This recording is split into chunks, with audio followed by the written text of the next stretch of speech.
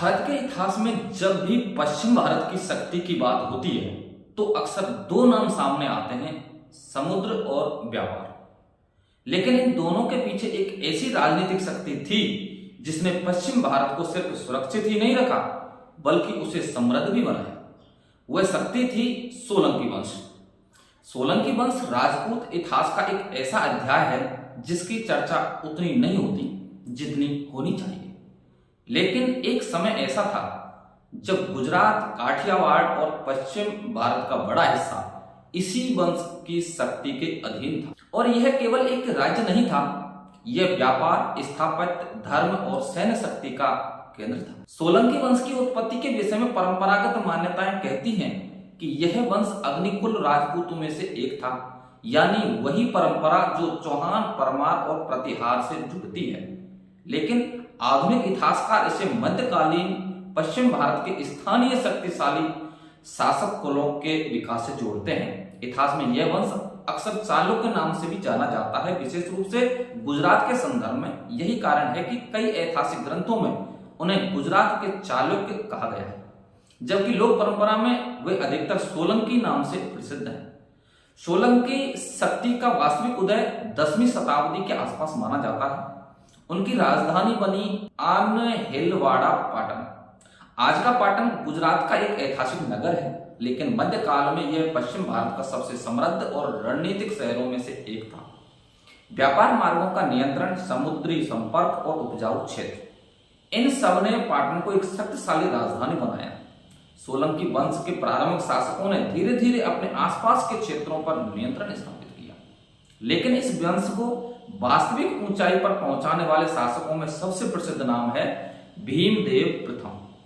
भीमदेव प्रथम के समय सोलंकी शक्ति काफी मजबूत हो चुका था, लेकिन उनका शासन एक बड़ी चुनौती के लिए भी याद किया जाता है, महमूद गजनी का आक्रमण। 11वीं शताब्दी में महमूद गजनी ने भारत पर कई आक्रमण किए। उसका सबसे प्रसिद्ध आक्रमण था सोमनाथ मंदिर पर हमला।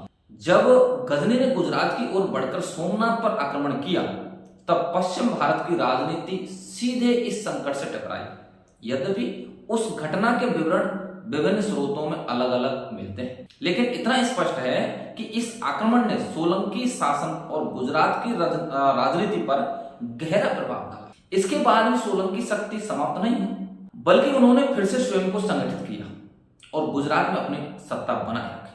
यही इस वंश की विशेषता थी। संकट के बाद पुनर्गठन। सोलंकी वंश का स्वर्णकाल अक्सर सिद्धराज जयसिंह और कुमारपाल के समय को माना जाता है। सिद्धराज जयसिंह केवल एक योद्धा नहीं थे, बल्कि एक कुशल प्रशासक भी थे। उन्होंने राज्य का विस्तार किया, आंतरिक प्रशासन मजबूत किया और गुजरात को राजनीतिक रूप से स्थिर बनाया। उनके समय में सोलंकी राज्य पश्चिम भारत की सबसे प्रभावशाली शक्तियों में गिना जाने लगा। उनके बाद आए कुमारपाल।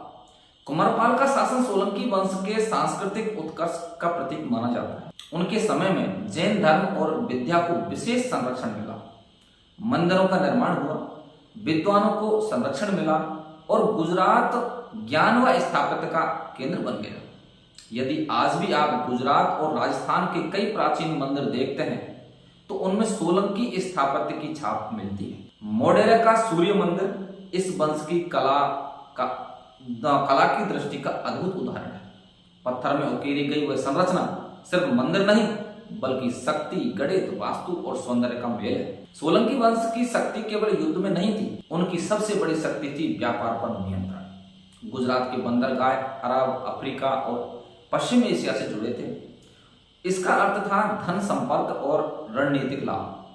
यानी सोलंकी केवल भूमि के शासक नहीं थे, वे समुद्री व्यापार मार्गों के संरक्षक भी। लेकिन हर शक्ति की तरह सोलंकी वंश का भी पतन हुआ। आंतरिक संघर्ष बढ़े, उत्तर भारत की नई शक्तियां उभरने लगी और धीरे धीरे सोलंकी प्रभुत्व कम होने लगा। दिल्ली सल्तनत के विस्तार ने पश्चिम भारत की राजनीति को बदल दिया और सोलंकी सत्ता धीरे धीरे इतिहास का हिस्सा बन गई। लेकिन क्या सच में वे समाप्त हो गए? नहीं।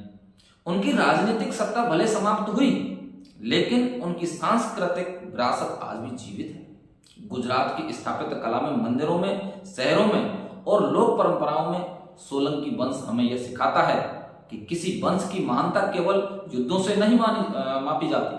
कभी कभी व्यापार, स्थापत्य, प्रशासन और संस्कृति उसे इतिहास में अमर बनाते हैं। और अब हमारी राजपूत वंश श्रृंखला अपने एक महत्वपूर्ण चरम पर पहुंच चुकी है। हमने समझा सूर्यवंश, चंद्रवंश, अग्निकुल सिद्धांत, चौहान, सिसोदिया, राठौड़, परमार और अब शुरू होगी। लेकिन इतिहास यही समाप्त नहीं होता, क्योंकि अब सबसे बड़ा प्रश्न बचता है कि इतने शक्तिशाली राजपूत वंश आखिर धीरे धीरे कमजोर कैसे हुए।